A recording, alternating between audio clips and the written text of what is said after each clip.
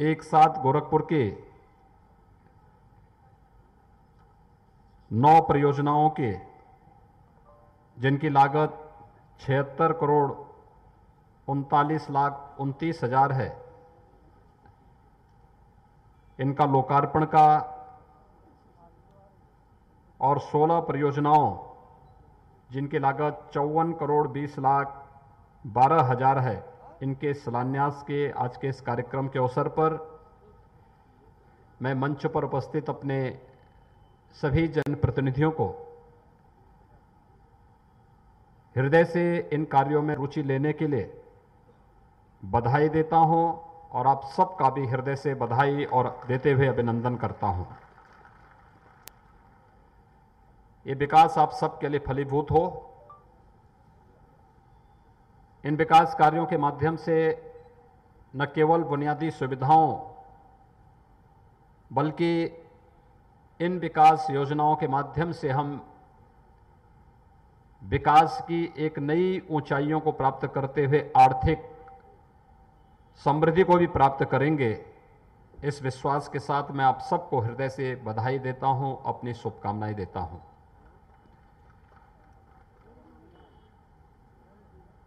पिछले महीने केंद्र सरकार का बजट आया और उसके उपरांत 22 फरवरी को उत्तर प्रदेश सरकार ने भी अपना बजट प्रस्तुत किया। हम सब जानते हैं कि प्रदेश हो या केंद्र हो, दोनों सरकारों का बजट विकास और रोजगार को केंद्रित करते हुए प्रस्तुत किया गया था। याद रखना, विकास का दूसरा कोई विकल्प नहीं हो सकता और समग्र विकास की उस परिकल्पना को साकार करने के लिए जो प्रधानमंत्री मोदी जी ने, जिसके बारे में 2014 में इस देश की जनता के सामने कहा था, उसके अनुरूप विकास के कार्यों को आगे बढ़ाने के लिए जिस प्रकार की योजनाएं केंद्र सरकार बना रही है या केंद्र सरकार ने बनाए थे और आज वो मूर्त रूप लेते हुए दिखाई दे रहे हैं। 2017 के बाद प्रदेश के अंदर भारतीय जनता पार्टी नेतृत्व की सरकार ने भी उसी रूप में कार्य करते हुए अपने जो कार्य योजना लागू की थी, आज उसके परिणाम हमें दिखाई दे रहे हैं।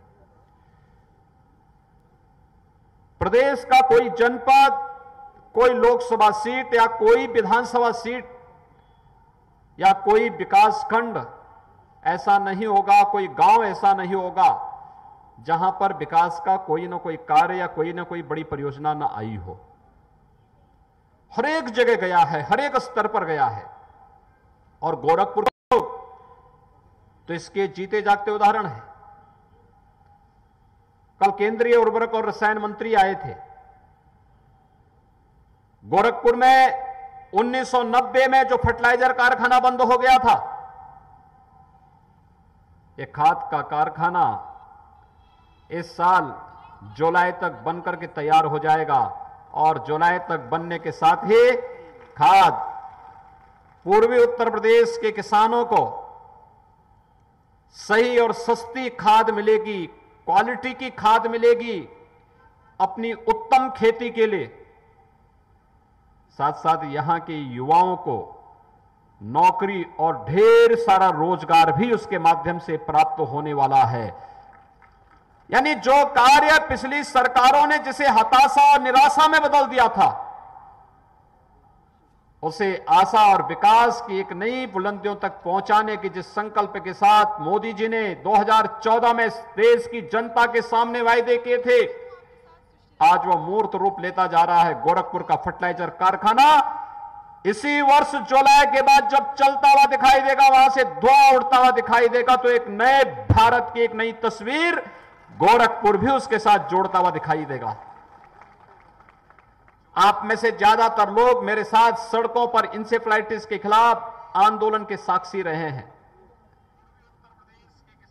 वह भी सरकारें थी जिनके एजेंडे में गांव नहीं था, गरीब नहीं था, उपचार की सुविधा नहीं थी। याद करिए, गोरखपुर में बिजली नहीं मिलती थी। 3 घंटे 4 घंटे बामुश्किल बिजली, और शहरी क्षेत्र में बिजली न हो तो कल्पना कर लीजिए, आपका ये मोबाइल फोन किसी लायक नहीं, फिर बैटरी चार्ज नहीं होगी। और यही स्थिति रहती थी, हर व्यक्ति परेशान रहता था। हम सड़कों पे आंदोलन करते थे। इस देश के अंदर 2014 के पहले किस प्रकार की सरकारें काम कर रही थी, सहज अनुमान लगाया जा सकता है कि 1977 से लेकर के 2017 तक इंसेफ्लाइटिस से पूर्वी उत्तर प्रदेश और प्रदेश के 38 जनपदों में मासूम बच्चे मरते थे। हर वर्ष 1200 से 1500 बच्चों की मौत केवल गोरखपुर और बस्ती कमिश्नरी के अंदर होती थी, और शेष अन्य जनपदों को लेंगे तो इतनी ही मौतें अन्य क्षेत्रों में भी होती थी। कोई पुरसाहल नहीं था, कोई पूछने वाला नहीं था। ये बच्चे 90% बच्चे अल्पसंख्यक और दलित वर्ग से आते थे। इनके नाम पर राजनीति करने वाले, इन्हें वोट बैंक बनाने वाले लोग तब भी मौन रहते थे। ऐसा नहीं कि उनको शासन में आने का अवसर न मिला हो, उनको अवसर मिला था। हम आभारी हैं प्रधानमंत्री मोदी जी के। मैं एक बार गया, मैंने उनसे कहा, हमें गोरखपुर के लिए एम्स चाहिए 2014 में, और याद करिए 2016 में प्रधानमंत्री मोदी जी गोरखपुर में ही आए, उन्होंने एम्स का भी शिलान्यास किया।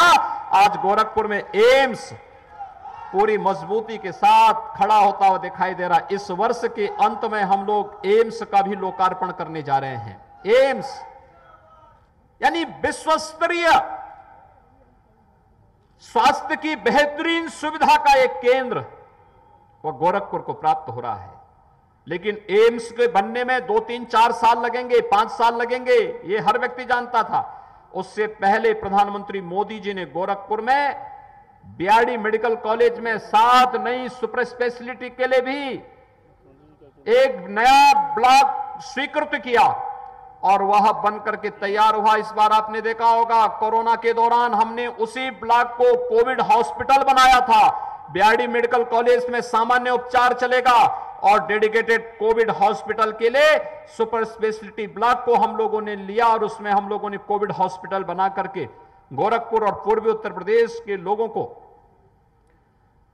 कोरोना कालखंड में कोरोना के उपचार के लिए एक बेहतरीन सेंटर दिया, जिसमें हर बेड पर वेंटिलेटर था, और वहां पर विशेषज्ञ चिकित्सकों की सेवाएं उन्हें उपलब्ध कराई जा रही थी। विकास, आज यहां पर सड़कें चौड़ी हो रही हैं, आज आपको बिजली मिल रही है, गांव-गांव में सड़कें बन रही हैं, पुल बन रहे हैं, जल निकासी की समस्या का समाधान हो रहा है। शहर हो या गांव, अब यह आवश्यक नहीं कि किसी मंत्री, किसी सांसद, किसी विधायक या महापौर के ही घर की सड़क बनेगी। वो ठीक बात है, ये नेतृत्व करता है, ये प्रतिनिधि है, लेकिन साथ साथ हर एक व्यक्ति का भी वही मूल्य है, और उसके अनुरूप ही विकास का कार्य उसी रूप में तेजी के साथ बढ़ता हुआ दिखाई दे रहा है। रोजगार का सृजन हो रहा है, नए नए उद्योग लग रहे हैं, नौकरियां आगे बढ़ रही हैं। 4 लाख नौजवानों को अब तक सरकारी नौकरी दे चुके हैं। प्रदेश के अंदर जो 3 लाख करोड़ रुपए के निवेश की बात नगर विधायक कह रहे थे, तो उसमें 35 लाख नौजवानों को वहां पर उन्हें निजी क्षेत्र में नौकरी मिली, और साथ साथ हम लोगों ने स्वरोजगार के साथ ही विभिन्न प्रकार के अन्य एमएसएमई यूनिट को जो सहयोग किया है, काफी बड़ी पैमाने पर वहां पर भी लोगों को रोजगार और स्वतः रोजगार उसके माध्यम से प्राप्त हुआ है। आज आप देख सकते हैं उत्तर प्रदेश के अंदर हर एक सेक्टर में, गोरखपुर में पहले एक वायु सेवा नहीं चल पाती थी, दिल्ली गोरखपुर के बीच में कभी आती थी, कभी बंद हो जाती थी, और आज 8 जगह के लिए गोरखपुर से वायु सेवा है। अगर किसी को गोरखपुर से मुंबई जाना है, हवाई सेवा है। कोलकाता जाना है, हवाई सेवा है। दिल्ली जाना है, सुबह से लेकर शाम तक वायु सेवा है। बेंगलोर के लिए है, हैदराबाद के लिए है। लगातार हर एक जगह को जोड़ने का काम तो हुआ ही है, लेकिन साथ साथ सड़कों की चौड़ीकरण का कार्य। अगर नेपाल जाना है, अब 1.5 घंटे में आप नेपाल पहुंच सकते हैं। पहले तो शहर के अंदर ही 1.5 घंटा लग जाता था। आज आप जाइए, एयरपोर्ट से निकलिए या रेलवे स्टेशन से निकलिए, नेपाल जाना है, 4 लेन की सड़क आपको उपलब्ध होगी। आपको मेडिकल कॉलेज होते हुए महाराजगंज जाना है, 4 लेन की सड़क आपको उपलब्ध होगी। कुशीनगर में अंतर्राष्ट्रीय एयरपोर्ट का निर्माण लगभग पूरा हो चुका है। बहुत शीघ्र हम लोग वहां पे अंतर्राष्ट्रीय विमान सेवा फिर वहां पे प्रारंभ करने जा रहे हैं। कोई सोचता था गोरखपुर और कुशीनगर में हमारे यहां सिंगापुर से, जापान से, श्रीलंका से या अन्य जगह से विमान आएंगे? हमारे लिए कल्पना थी। भगवान राम ही कभी आए थे पुष्पक विमान से अयोध्या, लेकिन अब तो प्रत्येक नागरिक भी विमान से श्रीलंका भी जा सकता है और सिंगापुर भी जा सकता है। कहीं की भी यात्रा आप गोरखपुर में बैठ करके गोरखपुर से ही कर सकते हैं, कुशीनगर से कर सकते हैं। यह विकास की वह सोच है जिसने विकास के साथ साथ रोजगार का भी सृजन किया है। हर एक स्तर पर विकास हो रहा है। ये जो सड़कें, जिन योजनाओं का आज लोकार्पण हुआ है, ये भी लोक कल्याण के लिए है, विकास के लिए है, और जिनका शिलान्यास हुआ है ये भी उसी प्रक्रिया के साथ जुड़ती हुई दिखाई दे रही है। इसी महीने हम लोग गोरखपुर की जनता को चिड़ियाघर उपलब्ध करा रहे हैं। जू, शेर आ चुके हैं यहां। आप देखना कितना अच्छा जू बना है। प्रदेश का अब तक का बेहतरीन जू है। यह मनोरंजन के साथ साथ ज्ञानवर्धन का भी एक माध्यम बनेगा। और इस पूरे क्षेत्र में आप देखते होंगे क्या स्थितियां थी। आज से कल्पना करिए 20 साल पहले क्या था। यहां पे गोरखपुर के हर प्रकार के अपराध का केंद्र बिंदु हुआ करता था। यह पूरा क्षेत्र, शहर की पूरी गंदगी गिरती थी रामगढ़ ताल में, और आज रामगढ़ ताल पर्यटन के एक नए केंद्र बिंदु के रूप में भर रहा है।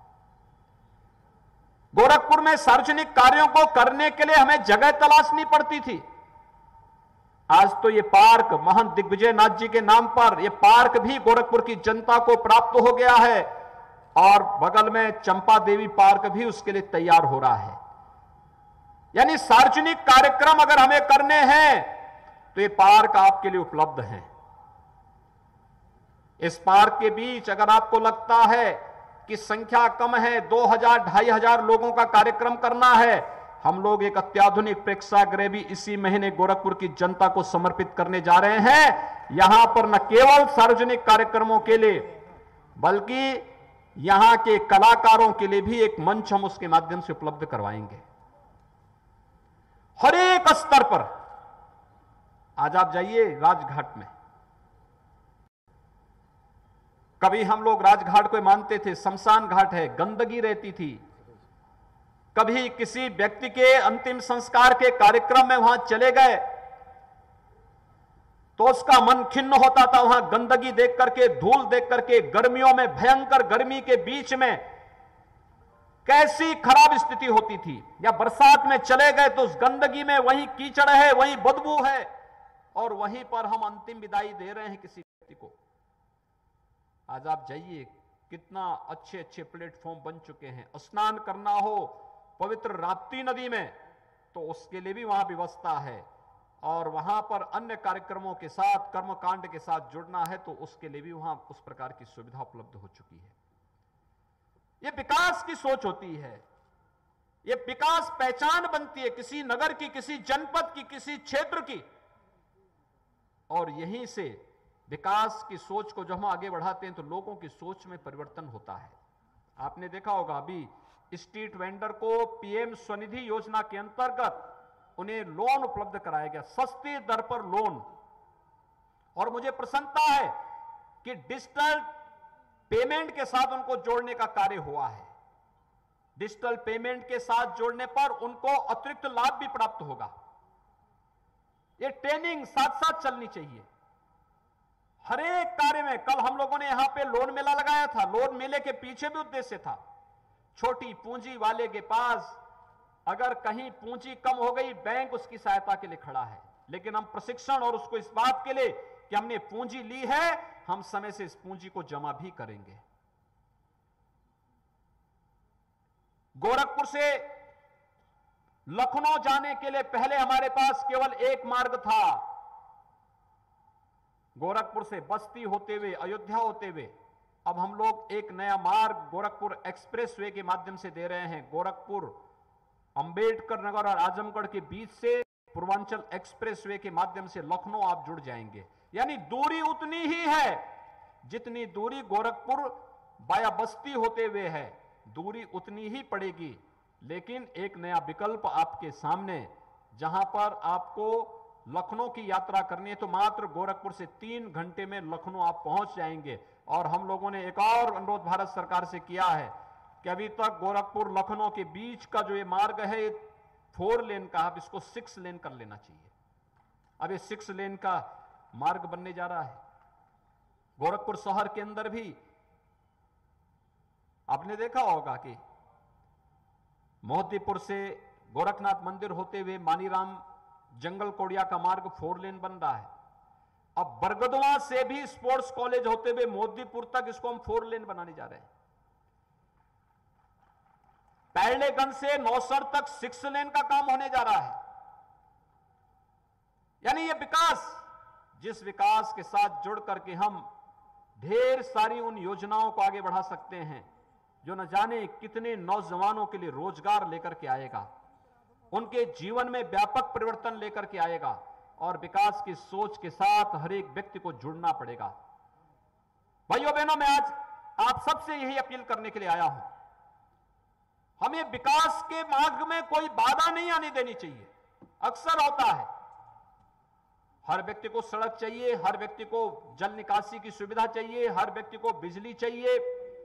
लेकिन अगर कोई व्यक्ति ये बोल देगा कि मैं सड़क भी उपयोग करूंगा, जल निकासी के लिए नाली का उपयोग भी करूंगा, लेकिन मेरे घर के सामने से किसी की सड़क नहीं जाएगी, मेरे घर के सामने से किसी की नाली नहीं जाएगी, मेरे घर के सामने से किसी के बिजली के तार नहीं जाएंगे, तो क्या विकास हो पाएगा?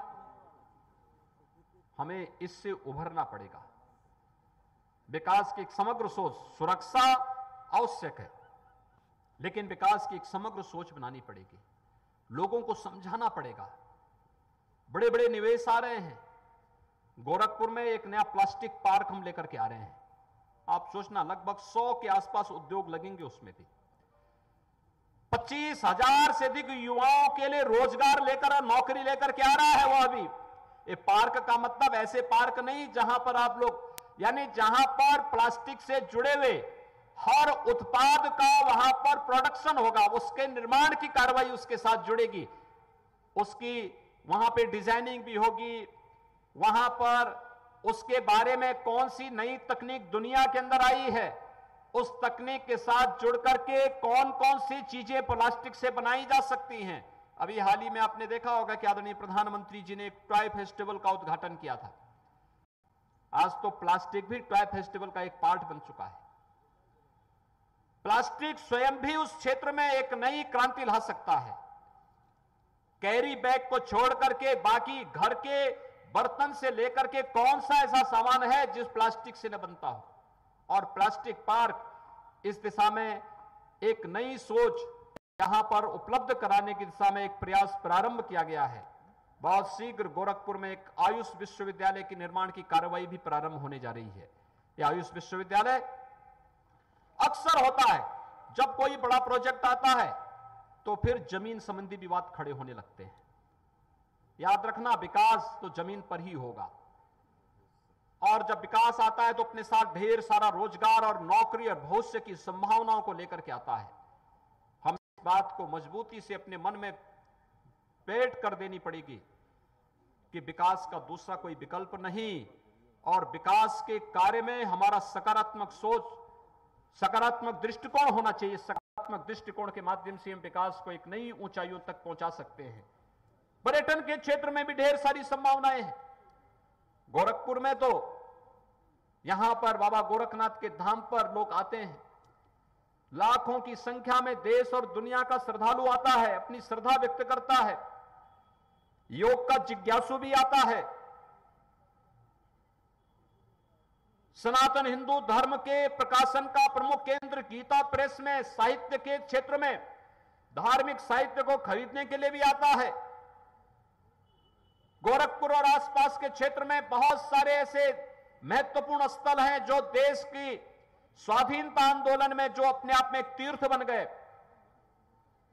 बहुत सारे शक्ति के केंद्र भी बने हुए हैं, लेकिन इन शक्ति के केंद्रों के साथ ही हम लोगों को इस बारे में भी देखना होगा कि गोरखपुर अंतर्राष्ट्रीय बौद्ध टूरिज्म का भी एक महत्वपूर्ण केंद्र बिंदु है और बिहार और नॉर्थ ईस्ट से या नेपाल से जोड़ने के लिए, अयोध्या आने के लिए अगर कोई भी तीर्थ यात्री आता है, कोई भी पर्यटक आता है, तो गोरखपुर उसका केंद्र बिंदु है। गोरखपुर से आप बौद्ध तीर्थ स्थलों की भी यात्रा कर सकते हैं। कुशीनगर है, कपिलवस्तु है, श्रावस्ती है, वहां भी जा सकते हैं और गोरखपुर से मगहर भी जा सकते हैं, अयोध्या भी जा सकते हैं और काशी भी दर्शन करने के लिए जा सकते हैं। ये सभी क्षेत्र एक दूसरे से जुड़े हुए हैं। गोरखपुर उसका केंद्र बिंदु है।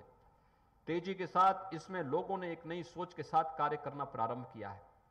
हम लोगों को सोच को विकसित करना होगा, उसके लिए तैयार होना पड़ेगा।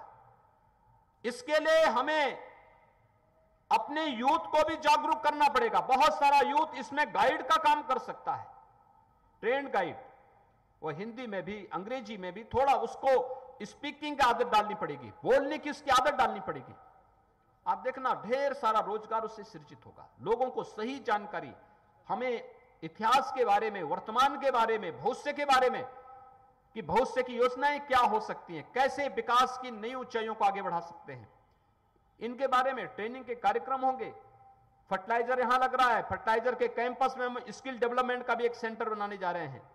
गोरखपुर का जो युवा फर्टिलाइजर में काम करने का इच्छुक होगा, यहीं पे उसका स्किल डेवलपमेंट होगा और स्किल डेवलपमेंट के बाद उसके समायोजन की कार्रवाई न केवल फर्टिलाइजर में बल्कि और भी उद्योग, चीनी उद्योग यहां पर फिर से, जो चीनी उद्योग एक बार बंद हो चुका था, आज फिर से यहां पर एक नई जीवंतता के साथ वे चलते हुए दिखाई दे रहे हैं। पिपराइच की चीनी मिल हम लोग विगत वर्ष प्रारंभ कर चुके हैं।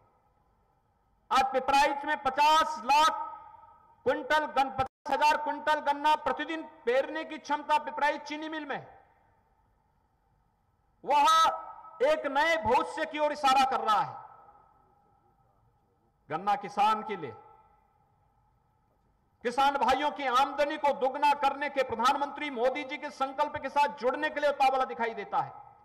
हम सब भी इसमें सहभागी बने। यह विकास की एक नई सोच को आगे बढ़ाने के लिए आज हम सब यहां पर उपस्थित हुए हैं। मैं आज के इस अवसर पर प्रशासन से ही कहूंगा कि जो कार्य पूरे हो रहे हैं उसकी क्वालिटी की नियमित समीक्षा होती रहनी चाहिए। जनप्रतिनिधियों से भी यही आग्रह करूंगा कि विकास कार्यों की समीक्षा और भौतिक सत्यापन करते हुए मानक के अनुरूप वह कार्य समयबद्ध ढंग से हो रहा है कि नहीं हो रहा है, इसको हम जरूर जांचें, इसको हम अवश्य देखें। कार्यों में शिथिलता अनावश्यक रूप से नहीं होनी चाहिए और कोई लापरवाही भी स्वीकार्य नहीं होनी चाहिए। अगर कोई कार्यदायी संस्था या कहीं पर कोई कॉन्ट्रैक्टर या कोई भी अन्य व्यक्ति कार्य को समयबद्ध ढंग से आगे नहीं बढ़ा रहा तो उसको 3 बार कम से कम चेतावनी दे दीजिए और नहीं करता है तो कार्रवाई करते हुए उस कार्य के मार्ग में बाधा नहीं आनी चाहिए। किसी पब्लिक के नागरिक, आम नागरिक को इसके कारण परेशान नहीं होना चाहिए, यह हम सुनिश्चित करवा लें। महिलाओं के कल्याण और उनकी सुरक्षा के लिए चलाई जाने वाली योजनाओं को हम समयबद्ध ढंग से आगे बढ़ाएं। 8 मार्च को अंतर्राष्ट्रीय महिला दिवस है। अंतर्राष्ट्रीय महिला दिवस का कार्यक्रम महिलाओं को ध्यान में रख करके उनकी सुरक्षा को, उनके सम्मान को, उनके स्वावलंबन को ध्यान में रख करके हम विशिष्ट कार्यक्रम का आयोजन उस दिन हर एक जनपद में करें, उसमें मान्य जनप्रतिनिधियों को भी आमंत्रित करें, हर एक तबके के अधिकारियों को, कर्मचारियों की उसमें सहभागिता हो। प्रयास होना चाहिए कि मंच का संचालन से लेकर के कार्यक्रमों को आगे बढ़ाने की जिम्मेदारी महिलाओं के ऊपर ही दी जाए। आज प्रदेश के अंदर हम लोगों ने कोटे की दुकान अब जो भी खाली होगी वो महिला स्वयंसेवी समूह को ही देने का निर्णय सरकार ने किया है और ये बहुत अच्छा काम कर रही है। हम लोगों ने एक और निर्णय किया है, जो बाल पुष्टाहार था यह भी अब हम लोगों ने महिला स्वयंसेवी समूह के जिम्मे देना प्रारंभ कर दिया है कि यही अब उसको वितरण करने का काम करेंगे, क्योंकि ये बाल पुष्टाहार समय से सही जगह अगर पहुंच जाए तो हम कुपोषण की समस्या का समाधान भी कर सकते हैं और कुपोषण की समस्या के समाधान के साथ साथ शिशु मृत्यु दर को और मातृ मृत्यु दर को नियंत्रित करने में हमें सफलता प्राप्त हो सकती है। हमें देखना चाहिए कहीं भी कोई किसी बालिका के साथ, किसी महिला के सामने सुरक्षा का संकट नहीं होना चाहिए। यह भाव आना चाहिए जो भारतीय सोच रही है। वह भाव था गांव की बेटी सबकी बेटी, गांव की बहन सबकी बहन। यह भाव गांव की बेटी है तो सबकी बेटी होनी चाहिए, यह भाव आना चाहिए, यह संस्कार आना चाहिए। ये चीजें अगर हम पैदा कर सकेंगे बहुत बड़ा काम हो सकता है, समाज में सुरक्षा का एक भाव होगा। मैं आपको इस बात के लिए आश्वस्त कर सकता हूं कि प्रदेश के अंदर संगठित अपराध पूरी तरह समाप्त हुआ है और कहीं भी कोई अपराधी और कोई माफिया सिर नहीं उठा सकता, किसी गरीब की, किसी व्यापारी की संपत्ति पे कब्जा नहीं कर सकता है। और अगर करता है तो हमने प्रशासन को इस बात की खुली छूट दी है कि पूरी सख्ती के साथ ऐसे तत्वों से निपटने की आवश्यकता है। लेकिन जो अपराध अभी भी इस प्रकार का है, जो एक सोच, विकृत सोच पाश्चात्य संस्कृति के कारण पैदा हुआ है, इस विकृत सोच को भी सुधारने की जिम्मेदारी सरकार के साथ साथ समाज को भी लेनी पड़ेगी। और समाज का मैं आह्वान करूंगा, सरकार आपके साथ मिलकर के हर प्रकार से सहयोगी बनना चाहता है इस अभियान के साथ। हम लोगों ने एंटी रोमियो स्क्वाड का गठन इसी उद्देश्य से किया था। हम लोगों ने मिशन शक्ति के पहले चरण का कार्यक्रम इसी उद्देश्य से प्रारंभ किया था। हर थाने में महिला हेल्प डेस्क की स्थापना इसी उद्देश्य से की थी। हर तहसील में महिला हेल्प डेस्क की स्थापना इसी उद्देश्य से की है। और अभी 8 मार्च को भी विभिन्न प्रकार की कार्यक्रमों को, विभिन्न प्रकार की कार्य योजनाओं को हम आगे बढ़ाने जा रहे हैं। लेकिन हम भी इस व्यवस्था के साथ जुड़े, जागरूकता आवश्यक है, सुरक्षा का बोध हर एक स्तर पर आवश्यक है और सामान्य संस्कार और शिष्टाचार का पालन भी इसके लिए आवश्यक है। इसके साथ अगर हम सब जुड़ जाएंगे बहुत बड़ा कार्य हो सकता है। और अगर आधी आबादी के मन में सुरक्षा का बोध हो गया, जो संगठित अपराध को समाप्त करके किया गया, लेकिन अभी भी जो थोड़ी बहुत शिकायतें आती हैं, घटनाएं घटित होती हैं, अगर समाज जागरूक हो जाएगा तो फिर बोलना ही क्या है, तब तो फिर समाज में कहीं कोई किसी प्रकार की समस्या नहीं आने वाली है। और भाइयों बहनों, हमें इसके लिए तैयार होना होगा। हम उसके लिए अपने आप को तैयार कर सकेंगे इस विश्वास के साथ। आज के इस कार्यक्रम में जो विकास की विभिन्न प्रकार की योजनाएं यहां पर लोकार्पित और शिलान्यास की गई हैं, ये विकास की योजनाएं चाहे वह गोरखपुर नगर में या मानसिक मंदित आश्रय गृह और उनके प्रशिक्षण केंद्र की यहां पर आवास और 4 दीवारी से संबंधित रहा हो, या फिर विभिन्न प्रकार की सड़कों के निर्माण कार्य का जंगलकोट या विकास खंड के अंदर तुर्कवलिया से जसवल चौराहा, ये जो मार्ग है, इस मार्ग के लिए देवरिया बाईपास से मार्ग पर भगत चौराहा से गणपति मैरिज हॉल से सेंट जेवियर्स पब्लिक स्कूल से कजाकपुर तक इस सड़क के निर्माण का कार्य, गोरखपुर देवरिया मार्ग में भी सुधार का कार्य हुआ है। कैंपियरगंज में लोहरपुरवा ठाकुर नगर बीएमसीटी मार्ग के चौड़ीकरण सुदृढ़ीकरण का कार्य है। केंद्रीय सड़क निधि में भटट में माघी बासस्थान मार्ग का है। ब्रह्मपुर विकास खंड में चौरी चौरा नई बाजार इटोवा घाट गोपडोर मार्ग का चौड़ीकरण सुदृढ़ीकरण का कार्य है। महेवा ट्रांसपोर्ट नगर पुलिस चौकी के पीछे यहां पर जो वेंडिंग जोन नगर निगम की ओर से स्ट्रीट वेंडर के लिए बना है, हरिओम नगर में भी और ट्रांसपोर्ट नगर में भी, महेवा में भी ये कार्य बहुत अच्छा है। स्ट्रीट वेंडर को व्यवस्थित पुनर्वास करने की दिशा में इसकी बहुत बड़ी भूमिका हो सकती है और मैं प्रशासन से कहूंगा कि हम लोग इसके बारे में भी से कार्य योजना तैयार करें। हम लोग ने बजट में इस बार हर न्याय पंचायत स्तर पर अतिरिक्त गौ आश्रय स्थल बनाने के लिए भी पैसे की व्यवस्था की है और इसकी कार्य योजना अभी से न्याय पंचायत स्तर पर प्रारंभ हो और एनजीओ को उसके साथ जोड़ने की तैयारी करनी चाहिए। किसी न किसी स्वयंसेवी समूह को उसके साथ जोड़ना चाहिए। गौ आश्रय स्थल निराश्रित गौवंश के भरण पोषण की एक सहभागिता योजना के साथ भी हमने जोड़ा है। अगर कोई किसान एयरटेक की गई गाय को अपने पास रख करके उसका पालन पोषण करता है, गाय स्वस्थ अगर है और उसके घर में रहती है, घर में रहकर के उसकी खिलाने की व्यवस्था करता है, तो सरकार 900 रुपए हर गाय की हर महीने उस किसान परिवार को दे रही है। बहुत अच्छी योजना है, रोजगार को भी सृजन करने का भी है और आस्था के साथ साथ गौवंश की सुरक्षा के साथ भी यह योजना जुड़ी हुई है। कुपोषित परिवारों को भी हम लोगों ने व्यवस्था की है कि निराश्रित गौ आश्रय स्थल से ऐसे परिवारों को एक दूध देने वाली गाय उपलब्ध करवाएं और इसमें भी लगभग 1200 से अधिक परिवारों को अब तक ये सुविधा हम लोगों ने प्रदेश के अंदर उपलब्ध कराई है और मैं चाहूंगा कि इस पे हम ध्यान दे देंगे तो बहुत सारे कुपोषित परिवार को बेहतरीन सुविधा उपलब्ध हो सकती है। ये सभी कार्य प्रदेश के अंदर आज हम लोग उपलब्ध करा रहे हैं।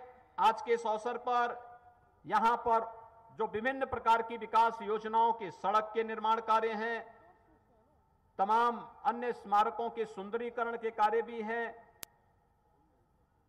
स्ट्रीट वेंडर के बारे में जो योजना बनाई है, जैसे गोरखपुर शहर के अंदर कुछ बनी है, हमारा प्रयास होना चाहिए कि उनका व्यवस्थित पुनर्वास करने के साथ ही सड़कों को अतिक्रमण से मुक्त करने के कार्यक्रम के साथ हमें उसे जोड़ना चाहिए। नगर पंचायतों में भी इसको ले जाना चाहिए। हमारे नगर आवागमन के लिए, सामान्य नागरिक के आवागमन में कोई बाधा न पहुंचे, इस दृष्टि से हमें उसको एक नई दिशा में, एक नई सोच के साथ आगे बढ़ाना चाहिए। अन्यथा शहरी जीवन अगर जाम से, वास्तव में प्रतिदिन अगर जाम होने लग जाएगा तो विकास को बाधित कर देगा, कोई फिर वहां नहीं जाएगा। हमें उससे हर हाल में उसे बचाना पड़ेगा और ये पीएम स्ट्रीट वेंडर इसमें बहुत बड़ी भूमिका का निर्वहन कर सकता है। आज के इस अवसर पर एक बार फिर से मैं यहां पर उपस्थित मंच के अपने सभी जनप्रतिनिधियों को विकास कार्यों में रुचि लेने के लिए हृदय से उन सब का अभिनंदन करता हूं। आप सभी को हृदय से बधाई देता हूं और विश्वास व्यक्त करता हूं कि हम कोविड-19 से जिस मजबूती के साथ लड़े हैं, कोरोना का वैक्सीन आ चुका है, आम नागरिकों को वैक्सीन लगना प्रारंभ हो गया है। 60 साल से ऊपर के लोगों को यह वैक्सीन अभी से लगना प्रारंभ हो चुका है। जो लोग विभिन्न प्रकार की बीमारियों से ग्रसित हैं, उनके लिए भी वैक्सीन उपलब्ध है। अपनी अपनी बारी का इंतजार करिए। हमारे जनप्रतिनिधिगण, हमारे पदाधिकारीगण आपकी सेवा में सदैव तत्पर होकर के वैक्सीन की उपलब्धता और वैक्सीन समय पे सभी लोगों को लग सके, इसके लिए तत्पर होकर के कार्य करेंगे। मैं एक बार फिर से आज के इस अवसर पर आप सबको विकास की इन योजनाओं के प्रति हृदय से बधाई देता हूं, अपनी शुभकामनाएं देता हूं और विश्वास व्यक्त करता हूं कि विकास कार्यों में आप सबका यही रचनात्मक सहयोग सदैव प्राप्त होगा। आप सबके